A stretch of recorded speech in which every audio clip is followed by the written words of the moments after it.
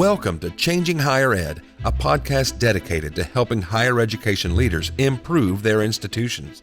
With your host, Dr. Drumm McNaughton, CEO of The Change Leader, a consultancy that helps higher ed leaders holistically transform their institutions. Learn more at changinghighered.com. And now, here's your host, Drumm McNaughton. Thank you, David. Our guest today is Matt Scogin, president of Hope College. A graduate of Hope and the Kennedy School of Government at Harvard, Matt brings a very non-traditional background to his presidency. Matt's career focus has been economics and finance, and higher ed is his third career.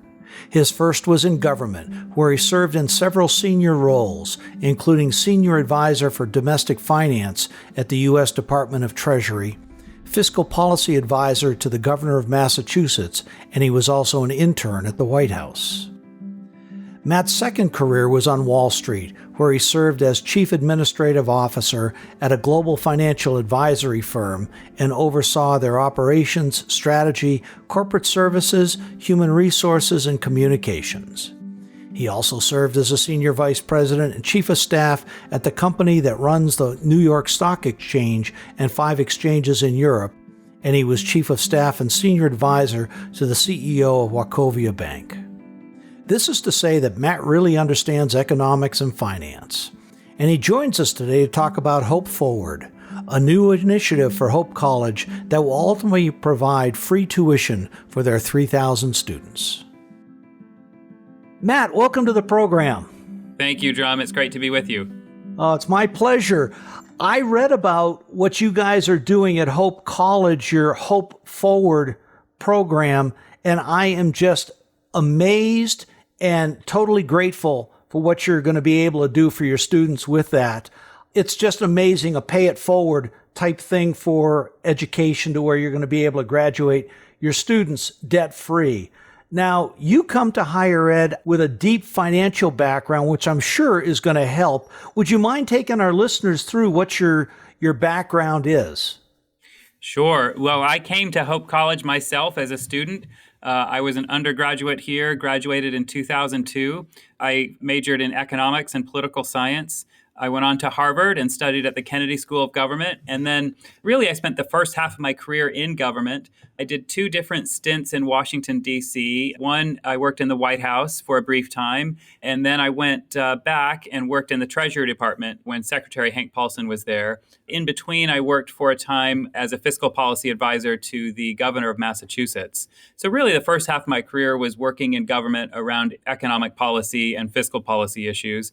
And then I made the first pivot of my career, which was to pivot from the public sector to the private sector. And I spent about 11 years in New York City working on Wall Street. About 6 of those years. You went to the dark side? Is that what you're telling us? That's right. I guess so. I spent about 6 years at the New York Stock Exchange, and then about 5 years I was running a boutique investment bank in New York City.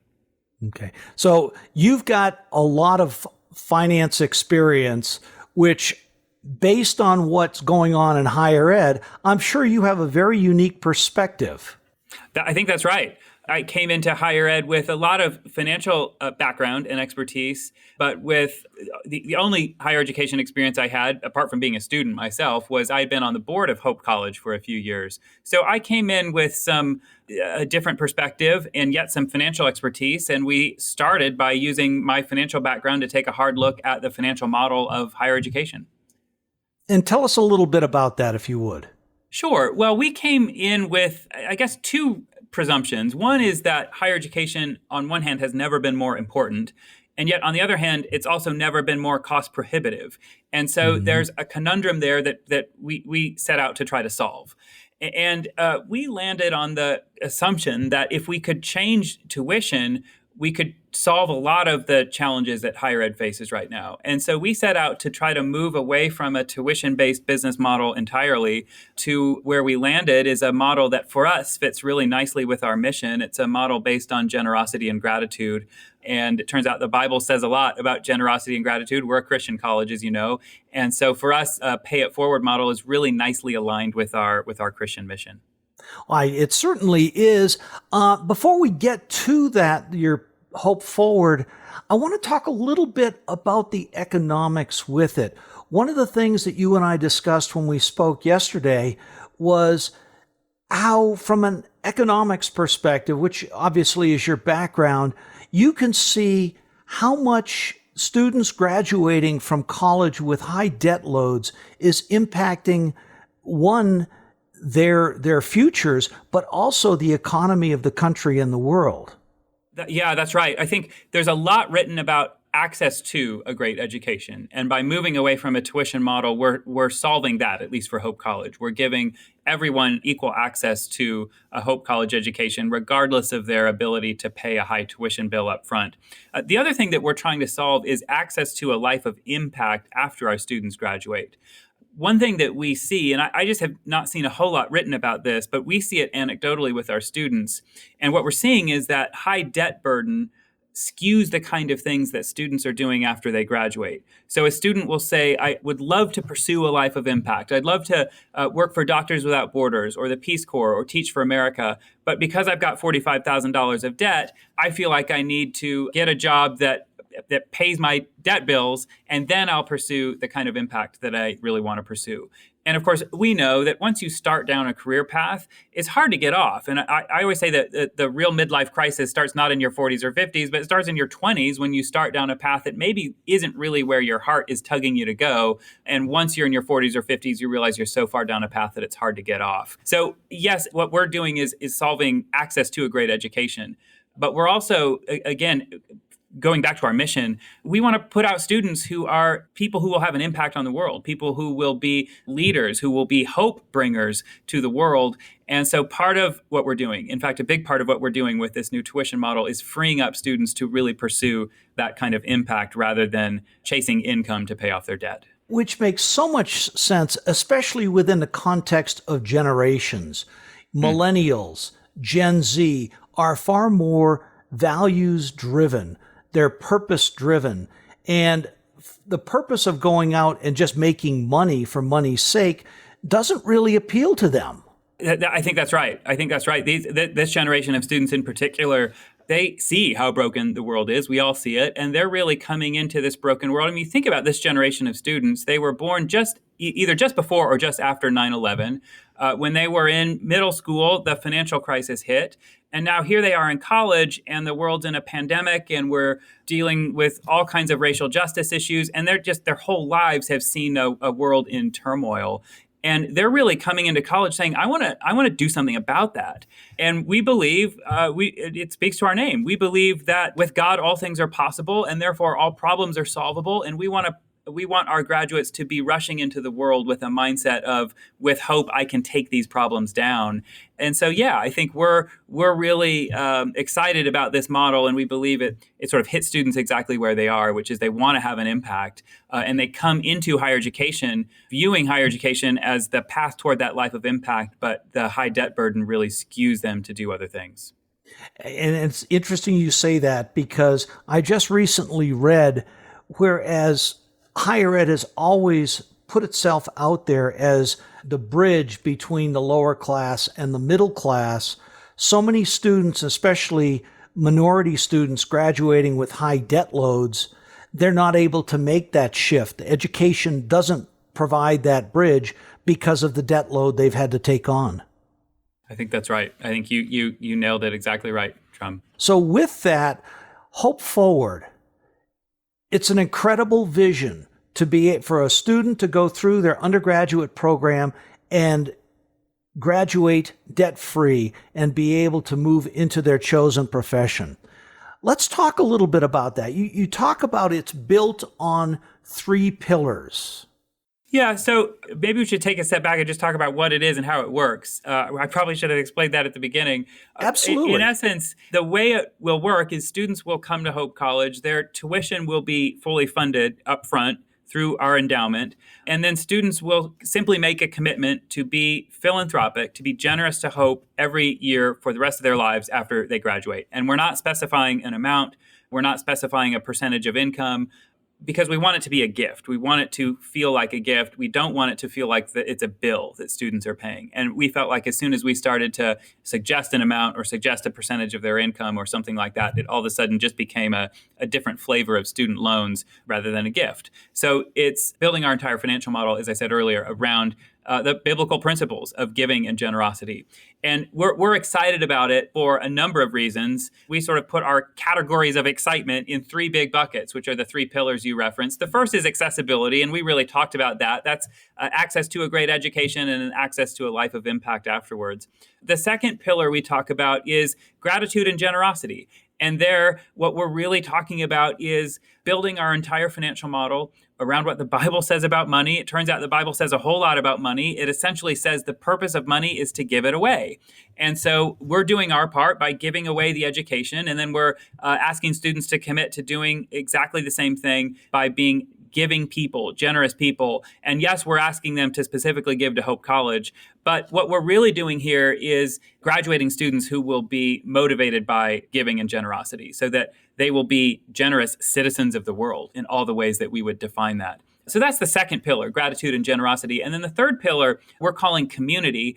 And what we mean by this is moving away from what has too often become a transactional relationship with students to a community model. And we want our students to be students, not customers. We want our faculty to be faculty, not employees. And too often, and it's interesting because I came from the business world and maybe it took a former business person to think of it this way. I actually don't think that we should think of ourselves as a business. Sure, we have a financial component to it, but we ought to think of ourselves as a learning community. C.S. Lewis talked about Oxford as a society for the pursuit of learning. And we want to think of ourselves that way, as a community of learners. And faculty enter into that community to teach and to do research. And students come into that community to learn and to be inspired and to be transformed. And so we want to move away what too often feels like it's transactional. Students are paying a lot of money to get their degree and then they move on.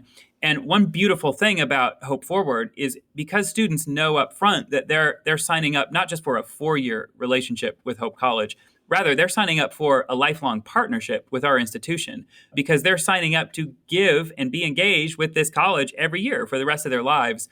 And we're excited about that for a lot of reasons. One is that in this day and age when lifelong learning has never been more important, it'll be pretty cool to have an alumni base that's totally connected to our college for their entire lives. Yeah. And to be able for them to come back to school at whatever stage of their career, and if you have an offering that they would like, it's like, yeah, come take the offering. You may pay just a little bit. You may not pay at all. Depends on how the model is doing. But you maintain that relationship for many, many years. That's amazing. That's exactly right. Yeah, that's exactly right. And so you made a comment to me the other day about the customer is always right. And that's not always the case, is it? Well, in the business world, that's the old adage, the customer is always right. I think too often colleges and universities have had the same sentiment towards students. And to the extent they view students as customers, it makes sense that they would have that sentiment. But I actually think it's toxic for a healthy learning environment to view students as always right, for sure, because there have to be, as a place that believes in truth, there has to be some times when we say, no, sorry, you're wrong and we're right. We're the teacher, you're the student. I also think there's this sense of entitlement that has developed. And I think all throughout higher education, we hear people saying, why is it that students feel so entitled these days? Well, I believe one reason is because as the price of tuition has gone up, students have become more customer and less student. To the extent students ask for stuff, students ask for better dining halls, more amenities, better residence halls. Well, if we view students as customers, then the right answer is, well, if that's what our customer wants, we ought to give it to them. Then students get what they want, which feeds into that sense of entitlement. It also, by the way, it makes the education more expensive because we're then adding to our cost base by doing it. So it just creates this cycle that's actually adding to the sense of entitlement. It's adding to the increasing cost of tuition. And what we're doing with Hope Forward is saying we're going to break that down overnight by moving to an entirely new business model that's not based on tuition. It's not based on a transactional relationship with students. It's based on generosity and gratitude. And students know that they're coming into a community of learning for the sake of learning. And it's not about the amenities. It's about the learning. So forget it, students. You're not getting new dining halls. Is that it? No, I'm just We kidding. have great dining halls. We have great food. But it's not the point. It's not the point of why they're coming here. Exactly. Again, we want to be a society for the pursuit of learning, not a place where they come for the dining halls. Well, it's a wonderful thing to aspire to, but then you've got to get down to the mechanics of how you make it happen. Yeah, great question. Well, we're doing sort of two things as next steps. So in order to make it happen for the whole college, we need a lot of money. We need an endowment of over $1 billion. So we have to raise a lot of money to get there. And really for us, this is the start of what will be a long journey. And so at the beginning of that long journey, we're taking some steps to get there. The first thing we're doing is we have a pilot cohort of 22 students who will be coming in just about a week and a half to our campus. And they will be our first set of students on this model. And we have one donor who has funded this cohort and then a similar sized cohort next year. So we're intentionally stepping into it with a small group of students. And we're doing that so that we can learn and so that we can assess along the way.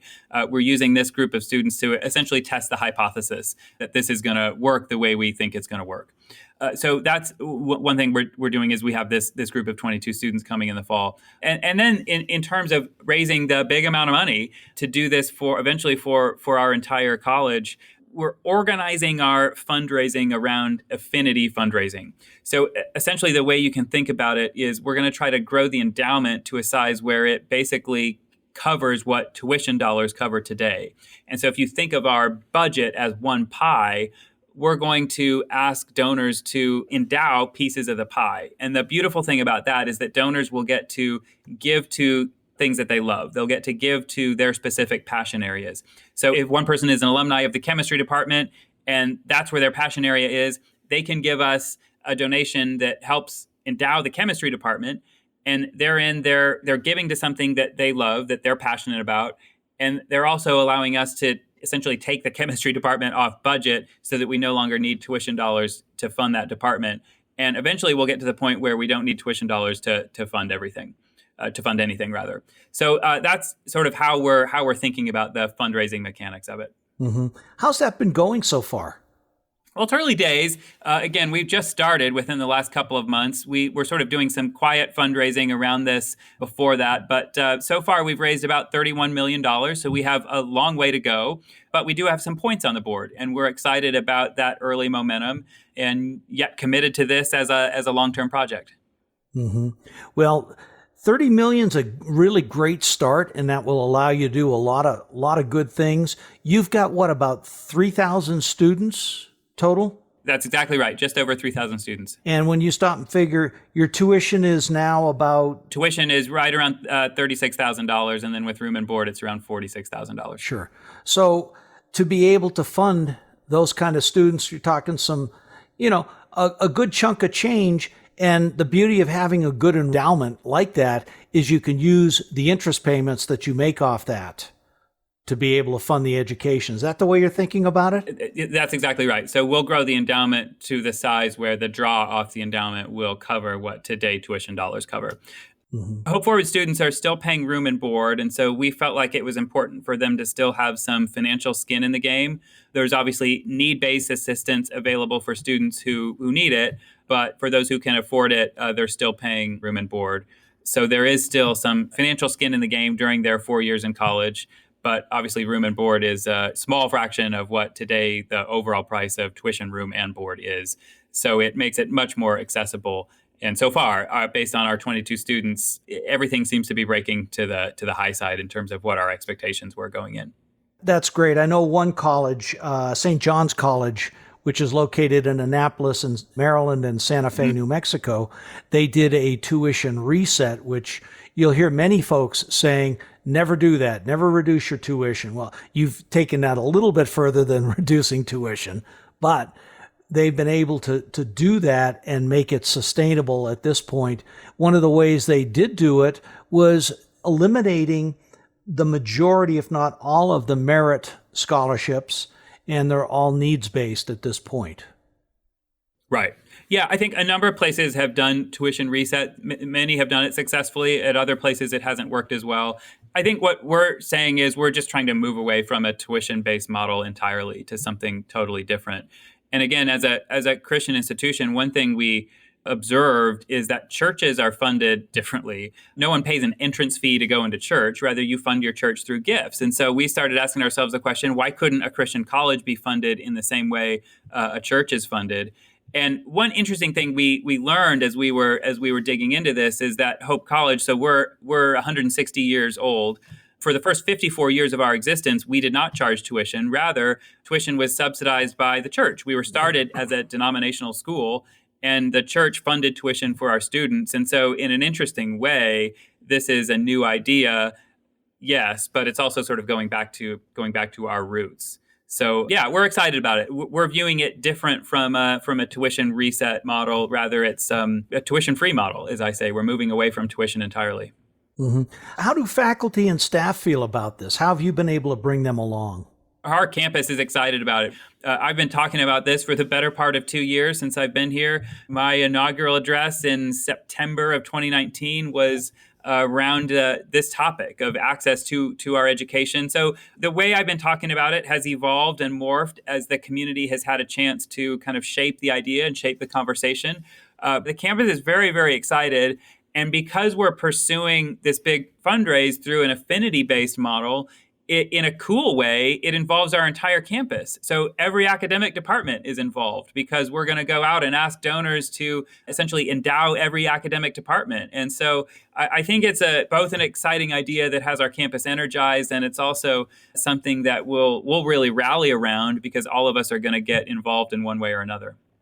Well, that's kind of an interesting point, because generally you're president of a university or your head of fundraising are the two main points, sometimes board chairs, but usually it's the president, head of fundraising, who are dealing with the large donors. They're doing the fundraising. I know many presidents who, frankly, they just rip out their hair because they really want to be working at the university instead of having to deal with all the fundraising. But now you're shifting that model to some degree to having your deans, your department chairs going out and doing that. How are you going to train them on good fundraising techniques, or are you? Yeah, it's a little bit of that, but it still starts with me, and it still starts with the head of philanthropy, what we call our head of development. So it starts with the two of us, and I think we're drawing, as we have donor conversations, we then draw in other departments. So it's not like we're necessarily just saying, everybody go out and try to find money. Usually it starts with a donor conversation, and if a donor wants to help endow a specific department, logically, that person is going to want to meet some of the people in that department. And so we'll then set up meetings that way. And so far, the faculty have been really excited to be engaged in that part of it. But it's not like we're asking them to go out and just raise money without a lot of direction or anything like that. Yeah, that would be a new definition of shared governance, wouldn't it? That's exactly right. That's exactly right. Or shared government, maybe, we're going to tax you now. No. That's right. Yeah, that's right. No, we're not doing that. In fact, because I came from outside of the academic world, one of the things I said to the faculty at one of my first faculty meetings is I said, the great news is you're going to have more academic freedom than you've ever had before, because I know what I know and I know what I don't know. And so if the English department's getting involved in a curriculum review, I'm not going to get in the middle of that. I don't know. I wouldn't know much to add to that conversation. And so part of what I said is faculty should do what faculty are called to do, which is teach and do research. And I'll do what I feel like I'm called to do, which is set a vision and raise money and run the operations with excellence. And so I think it's actually been a beautiful partnership so far. But because this vision is so big and people are so excited about it, as I've experienced it, faculty are excited to get involved when that makes sense. And I'm sure faculty are, because, first off, faculty enjoy when someone says, yeah, you just go do what you want to do, because, I don't know anything about it. I say, come on, Matt, you know how to speak English pretty well. You could jump into that conversation. But no, seriously, I think the faculty getting on board with this, some of the best schools that I know of are involved with this type of activities, not so much the detailed fundraising, but, going out and talking with folks, talking with students about the programs, things like that, and then even talking with donors if they want to make specific donations to a school or a department. That's right. Yeah, I agree with that. I agree with that. So, Matt, this is a totally new model. I mean, I've seen there was one university in New York City who was tuition free, and they recently went about 3 years ago made a decision that the students were totally up in arms about because the board said we need to start charging tuition. How are you going to make this sustainable? Well, doing it through the endowment actually inherently makes it sustainable. And I actually think in an interesting way, the doing it through the endowment sort of gives us some built-in constraints so that we don't, and we talked earlier about how there's this cycle where students, because they're asking for things actually in a counterintuitive way, students, yes, want a lower cost of tuition, but then they ask for things that actually make the tuition price higher. So in an interesting way, because we're doing it through the endowment, it'll actually give us an interesting kind of incentive, if you want to think of it that way, to keep costs exactly as they are and to keep the size of our institution exactly the way it is.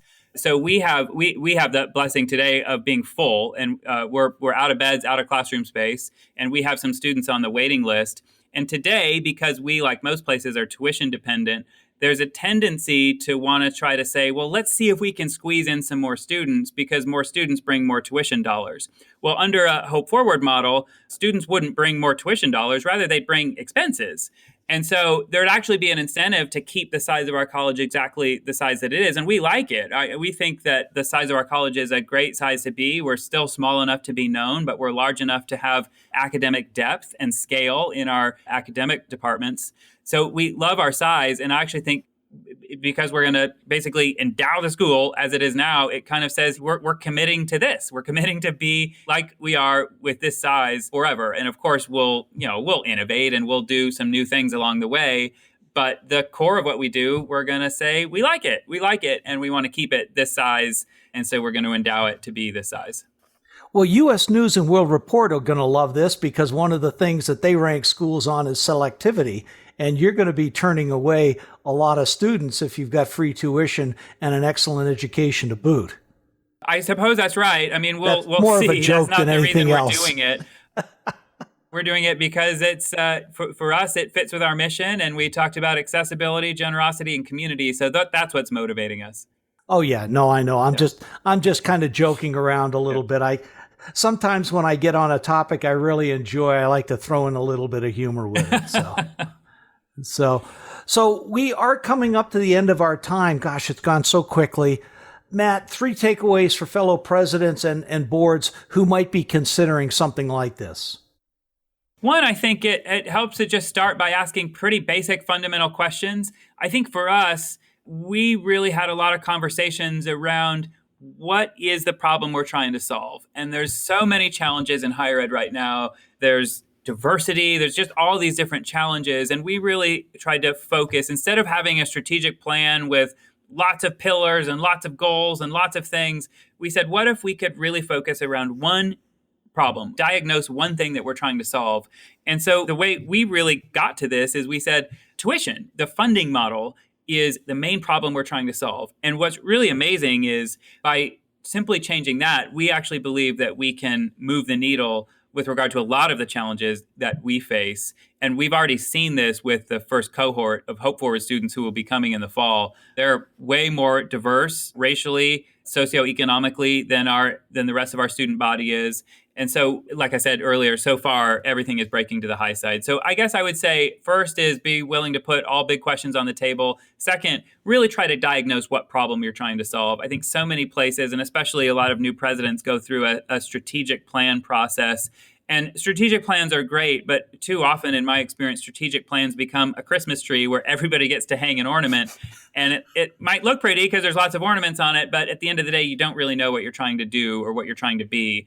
And for us, we said, let's really focus. Let's really focus on solving one thing. And that turned out to be the tuition model. And then I think that the third thing I would say is be willing to talk about it a lot and adjust along the way. I think so much of what we're doing is kind of counterintuitive, not the way things would have been done traditionally. And one example of that is that we're talking about a big idea and a big fundraise before we've only raised a fraction of the money we need to raise in order to get there. And normally, as you know, Drumm, you have in a big quote campaign, You have a long quiet phase. You wait until you're 60% of the way there, and then you announce the campaign and you say, oh, great news, we're already 60% of the way there. And we decided not to do that because we want to be able to learn and assess along the way. And we're a learning institution, and so we ought to be willing to learn. And so that's why we said we're going to name a big vision, put it out there and say, this is the destination we're trying to go, but we're going to step into it. And we're going to step into it with a small group of students, and we're going to be willing to learn and adjust and assess along the way. So yeah, those would be 3 takeaways I'd say to other presidents or places that might be thinking about something similar. Great, thank you. So what's next for you? What's next for Hope besides this huge vision that you have? I think this is it. I mean, I think we've now we got it. Now we're going after it. We're going to be, I mean, obviously there's a big fundraising component to this, but there's also a cultural component to this. And so for us, it's about raising the money, and it's about getting ready for a student body that will be more socioeconomically diverse, and getting ready for a totally different kind of business model that's centered around generosity and gratitude. And it's then on us to instill a mindset of generosity and gratitude in our students. And so we're starting to get ready for all the ways in which this will change us culturally. And then, of course, there's the fundraising side of it. Well, Matt, I want to thank you so much for being on the program. You have a huge vision here, and if you guys can make even a portion of that, the lives that you will change. So commendations and kudos to you and your team.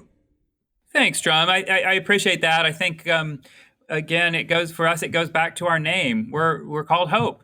And to me, that's inspiring. I love the fact that we're one of the few institutions in the world that's not named after a person or a geography. We're named after an ideal. I happen to think it's the thing that our world desperately needs today. And this is my take. I think we've learned a lot about ourselves and the world over the last year and a half.